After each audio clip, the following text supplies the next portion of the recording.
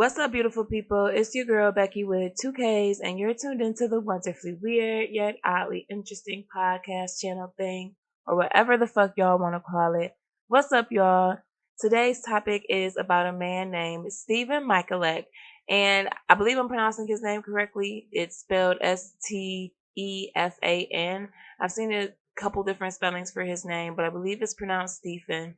So anyway, today's topic is about a man named Stefan Michalak who back on May 20th, 1967, saw a UFO near Falcon Lake. And Falcon Lake is located in the capital of the Canadian province, Manitoba. This is one of the most famous and well documented UFO sightings in Canadian history. Now, I did some researching because I'm nosy as hell and I enjoy a good UFO sighting / conspiracy, but I was able to find the interview conducted by police on May 24th, 1967. So 4 days after the supposed encounter. And I also found some other interesting documents in regards to this incident, and I'll just go ahead and jump right in. Now, this interview, as I said, was conducted on May 24th, 1967 at Stephen's home. And the dialogue is between him and someone named Davis. And I am assuming that it's the detective who was on the case. And, the interview just starts out with Stephen giving a little bit of his background story and what happened the day before he went to Falcon Lake. And Stephen made his bread and butter as an industrial mechanic. But before that, though, him and his family lived in Poland. And while in Poland, Stephen was a military policeman. And when he moved to Canada was when he became a mechanic. During the interview that Stephen had with police on May 24th, he mentioned that he had been studying geology and prospecting as a side gig. And for those of you who don't know what that is, prospecting is just basically going out and studying an area of land and looking for minerals, mineral specimens, fossils, and precious metals. So he was familiar with the area because he had been there numerous times before. He stated in the interview that he took with him the lunch his wife made him, which was sausages, cheese, apples, oranges, and some buns, and his prospecting equipment: a magnet, some raw porcelain bricks, an axe, a hammer, a compass, gloves, goggles, hatchet, chipping hammer, books, and notes. He arrived at the motel about 9:30 p.m. on May 19th. And after checking in, he went to his room and studied his books for about an hour, maybe an hour and a half, and then got up to get some coffee from the coffee shop that was inside the motel. He spoke with the guy behind the front desk and asked if he'd seen any other prospectors, and then he went back to his room to call it a night. He checked all of his prospecting equipment and then went to bed. Davis asked him if he had anything to drink that night. Stephen said no. He says he was in bed about 10:30. So the next morning, he said he got up at about 5:30 a.m., ate the food his wife packed him, and then he left the motel to go to Falcon Lake. He walked up the highway and then turned north off of the highway and into the bushes. Davis asked Stephen had he been there before, and he said yes. He had been there a year before, but the weather wasn't good, so he ended up leaving. He had his own geological book. The Geology of Manitoba is what he called it. So when he went on May 20th, 1967, he already knew what spot he wanted to go to because he had been there before, but as he stated, the weather was so bad, so he didn't stay. Once he got to where he was going, he noticed there was a family of geese about 150 to 200 feet away. And he says that when the geese first saw him, they started making a lot of noise because obviously he was a stranger in their area. So they were kind of just looking at him, making a lot of noise and everything. And he sat down, he ignored the geese, and he sat down and started prospecting the area. And after a while, the geese kind of got used to him being there, so they quieted down a bit and didn't pay him much attention after that. He eats his lunch his wife packed him at about 11 a.m. Once he was done eating, he went back to the spot and he sees the geese making a lot of noise and running around on top of the water. The mother goose was making the most noise, apparently. That's when he noticed a light coming from the sky over the geese. When he looked up to the sky, that's when he saw two UFOs. One landed and the other continued to hover about 10 to 12 feet off the ground. Neither of the UFOs were making any noise, according to Michalak. About 3 minutes after the first one landed, the second one took off in the same direction it had come from. He did say that the crafts at first had a reddish-orange color. He sat and watched the craft for a while and sketched what he was seeing because he thought it was some sort of military vehicle, or some sort of military craft, or just something along the lines of being a part of like a military operation. After having not been in motion for some time, the color of the UFO changed to more of a gray, as if it were cooling metal. Once he finished his sketch, he did the unthinkable. He decided to walk up to the fucking craft. He said that the craft had been sitting there for a total of 45 minutes, give or take. He hadn't approached the craft until about 30 minutes after it had landed. Stephen was brave than a motherfucker because it couldn't have been me. I would have been the fuck up out of there the first sight of danger. But anyway, so he walks up to the craft, and the closer he gets to the craft, the warmer the air gets, but he continues to walk up to the thing anyway. He also noted that he was hearing something that sounded like motors and hissing air coming from it, and that it felt like a suction of air, like in the area closest to the craft. As he got closer to it, he noticed two things. One, a hatch was open and bright lights were shining from inside. And two, he noticed the sound of voices. He put on the welding goggles that he brought with him, and he tried to look in the doorway with the bright light that was shining through it. When he got a good look into the craft, he saw a lot more flashing lights, and they were all different colors. Now, he didn't see anything or anyone inside, just the lights. And then according to him, it sounded like two men talking, but the voices were a little muffled. He noted that whatever language they were speaking was not English.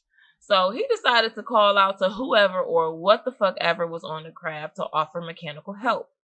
When he first asked, the voices stopped. That's when he tried offering them help in other languages. So he tried Polish, Ukrainian, Russian, Italian, and German, and still got no response. While he was trying to communicate with the voices he heard, the hatch quickly started to close. They slid across the craft horizontally until it was closed. He also noted that the panels were so well fitted that you couldn't see any seams between the panels. So you just basically couldn't tell where one panel began and one ended. As he starts to move closer to the craft, he feels and sees the heat radiating off of the craft.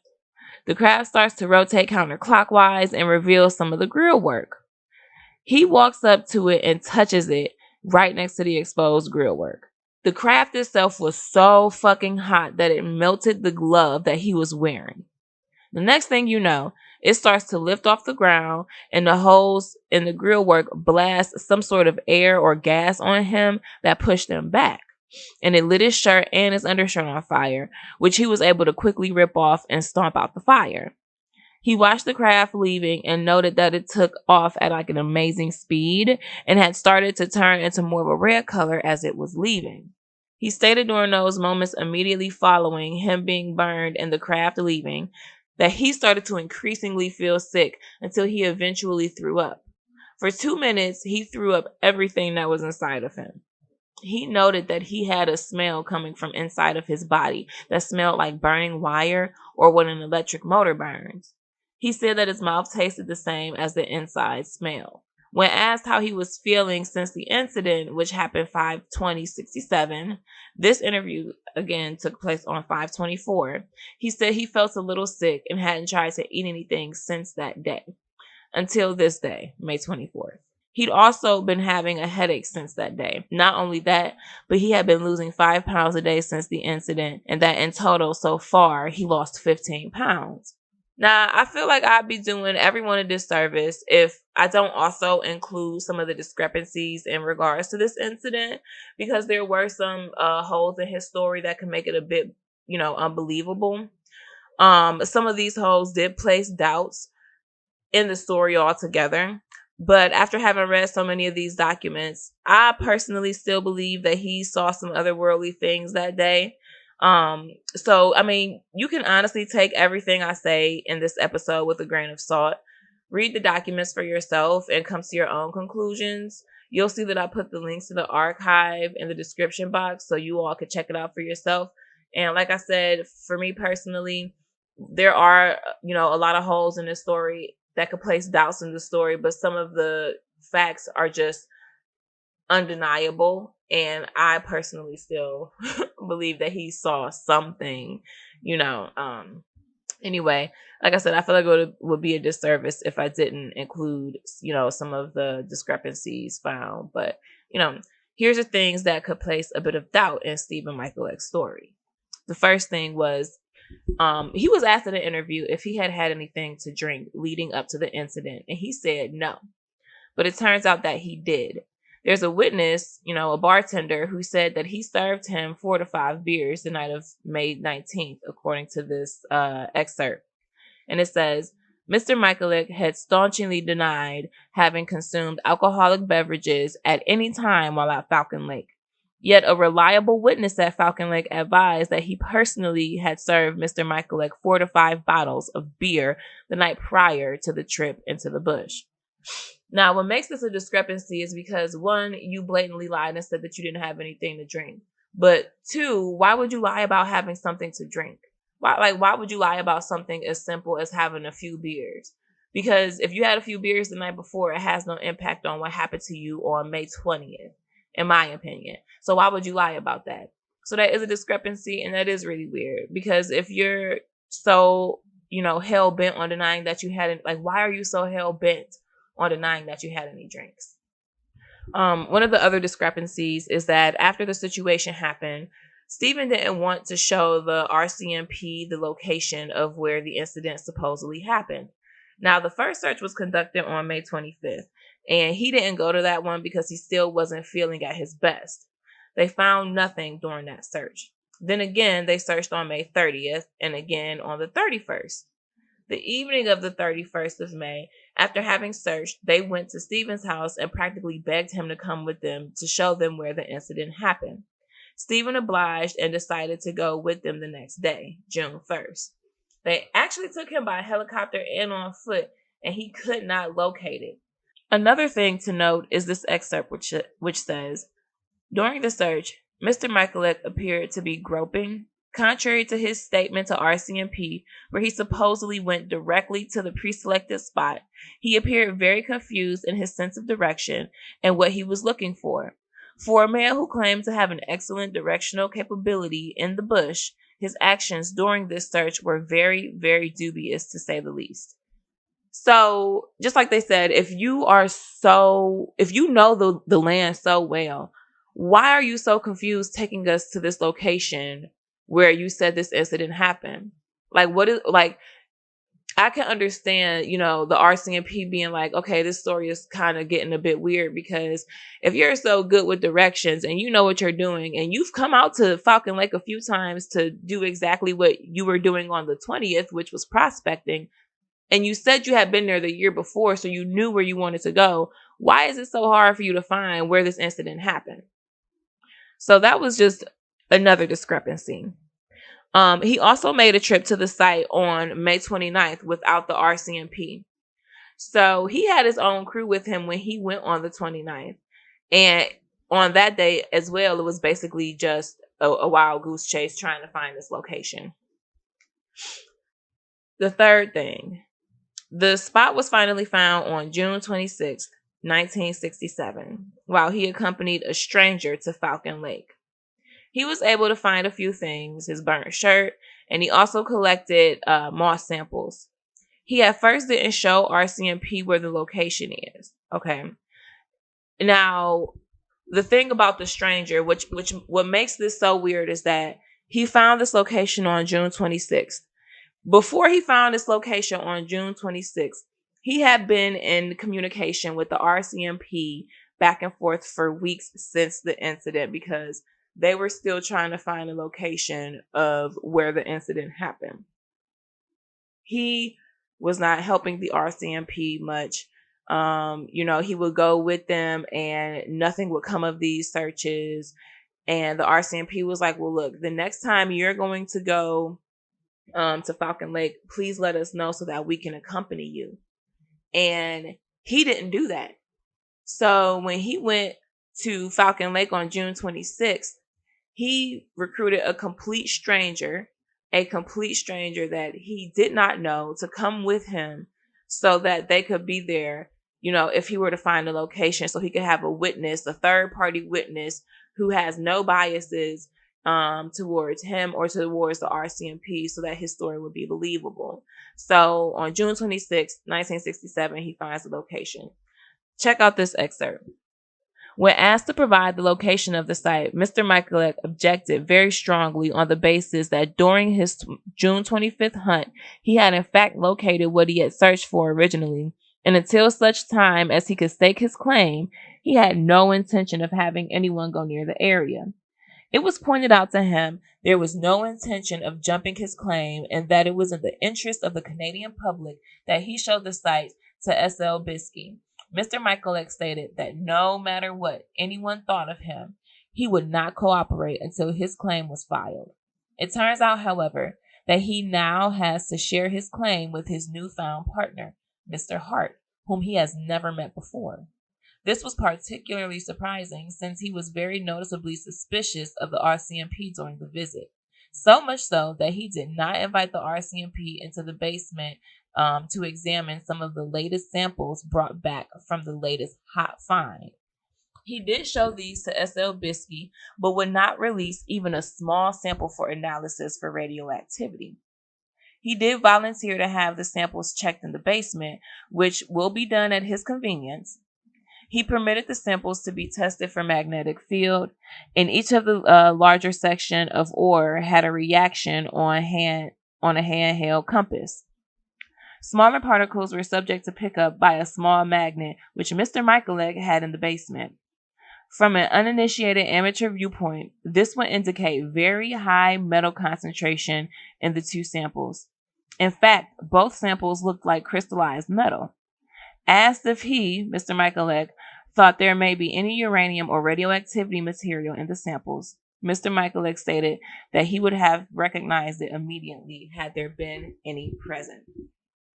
So not only did you find the location on June 26th with a complete stranger, you also were not cooperative when RCMP asked for samples of what you brought back so that they could test them themselves. So some of his actions were just real sketchy, honestly. Another thing was that when RCMP was finally able to go to the site, they said it was possible that something could have been planted there that would make the dirt in the area radioactive, but they had no evidence of that having happened. So in this excerpt, it says, "It is understood that Mr. Stuart Hunt has made contact with W.C. Robertson at CFHQ. It is assumed he at that time submitted his report on his findings. Informally, Mr. Hunt did state that he thought the source of radiation may have been planted, although he had no firm convictions to support this statement." Now, there are some things that do remain true in this story. And like I said, these are some of the things that just made me still believe that he saw something that day. What he saw, I mean, I guess that could be in question. Was it otherworldly? It could have been otherworldly. I like to believe that it was otherworldly. But it's just the fact that they were able, when they did finally get to the spot, they were able to see a huge circle on the ground near where the craft supposedly landed. But no other burn marks had been found on the trees or any of the brush nearby, which they found suspicious, which is still suspicious because, in the interview, he's saying, oh, the closer I got to the craft, the hotter the air was. And if the craft, melted your glove and everything like that, how is it that it was in such close proximity to other trees and bushes and stuff, but there were no there's no evidence of anything else having burned except for your glove and your shirt. Okay. And so those are just a few inconsistencies and discrepancies found during this whole ordeal. But this one excerpt, like I said, still gives a little bit of base to his claims. And it just says, again, as stated in the RCMP report, there are certain facts, such as Mr. Michalak's illness and burns and the very evident circle remaining at the site, which are unexplainable. So these are burn marks that he got from the exposed grill work when the UFO started to, spin counterclockwise and expose that grill work, and then whatever gas or heat was coming from it, that blew him back, it left marks on him. The fact that he was still so very sick and he had lost 15 pounds since that incident, by the time this interview was conducted on May 24th, there are things in this case that make it believable, while there are also things in this case that makes it kind of unbelievable. But I feel like it's not completely made up, because if you read through some of those documents, RCMP even sent people into the area to look to see if there was anything in the area that could explain like the burn marks, if there were any sources for electricity in the area that he was in the bushes, that could explain burns and stuff like that. And they weren't able to find anything. He hadn't taken any lighters or anything with him, so there was no way for him to fake to fake the burned shirts and everything. He didn't take anything with him that could burn his shirts. So he's got pictures of his undershirts and everything that are all burned up, and he didn't take anything with him that needed to be heated up or cooked. So I don't know. There's inconsistencies with the story, but then there's also just some undeniable facts with this story. He did go to the doctors, and the doctors couldn't find out what was wrong with him, but they were able to say that these burn marks were real. So there are just some things that are just completely undeniable, and that evidence circle, his burn marks, and him being sick and having lost 15 pounds, from May 20th to May 24th, due to some weird illness that he got from this interaction with that UFO. I don't know. I feel like he would have to go all out of his way to, come up with a story like this. But also, I will like to say, though, one of the reasons that he was so hesitant with showing RCMP his spot was because he actually did find either some precious metals or minerals in that area that he had been looking. And with prospecting, you can make, some pretty good money if you know what you're doing. And he was doing this as a side gig and had been doing this for years. And, the fact that he finally did find what he was looking for in the forest, I can understand him not wanting anybody to know where that spot is before he had a chance to claim his stake. And it looks like he did get a chance to claim his stake. So it's understandable, why he sent everybody on a wild goose chase and not wanting to show them the site at first, because you did find what you were looking for. But I kind of feel like a UFO / alien sighting kind of trumps, a claim like that. But it's understandable, because that's like a pirate finding treasure and then him having to show everybody where it was at. He's not going to want to do that. Like, why would he want to show everybody where he found the booty? But you guys decide what you believe could have been real. Because like I said, take everything that I said in this episode with a grain of salt. Check out the links in the description box if you want to look into it for yourself and come to your own conclusion. But me personally, I do believe that he saw something. It's just a matter of exactly what.